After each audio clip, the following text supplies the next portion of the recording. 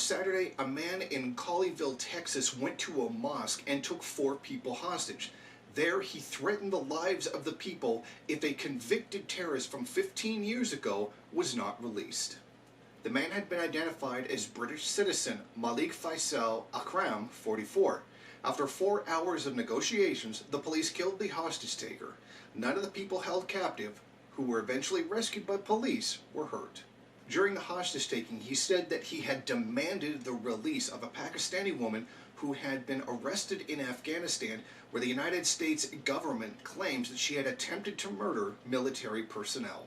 The woman had been identified as Aifa Siddiqui, a Pakistani neuroscientist who was serving an 86-year sentence in the U.S. Siddiqui's own lawyer said she condemned the suspect's actions. The media had dubbed her Lady Al-Qaeda.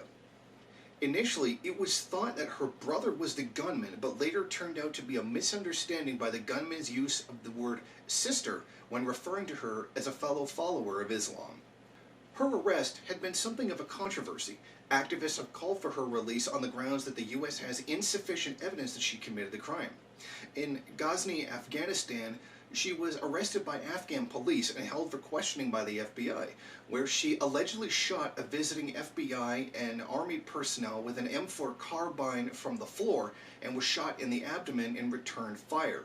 She was treated and then extradited to the United States, where on September 2008, she was indicted on charges of assault and attempted murder, charges she denied. She was convicted on the 3rd of February 2010 and later sentenced to 86 years in prison, despite her defense noting the lack of physical evidence and the conflicting accounts of 9 government witnesses. U.S. President Joe Biden spoke to the media about the event, where he condemned the act as terrorism. He also took the opportunity to lambast what he claimed was a gun culture where it had become too easy for the suspect to arm himself. I spoke this morning with the Attorney General and to get a rundown on, he said there was overwhelming cooperation with the local authorities and the FBI, and they did one hell of a job. This was an act of terror. This was an act of terror, and it not only was related to someone who had been arrested, I might add, 15 years ago and been in jail for 10 years. The idea that it was something new. Allegedly, the assertion was he got the weapons on the street. He purchased them when he landed. And it turns out there apparently were no bombs that we know of. That, you know, he said that there were bombs he had as well.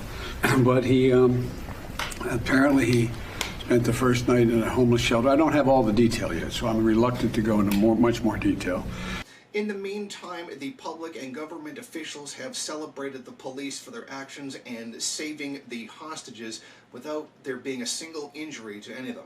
Whether or not anything like this is going to occur in the future depends largely on U.S. foreign policy and the countries they choose to invade. Reporting from Niagara Falls, Jason Unruhe, MRN. Thank you for watching. If you like this program, then please head over to my Patreon page and set up a monthly donation. It's your donations that keep this program running. Also, if you would like, please rate, comment, subscribe, and share in various social media.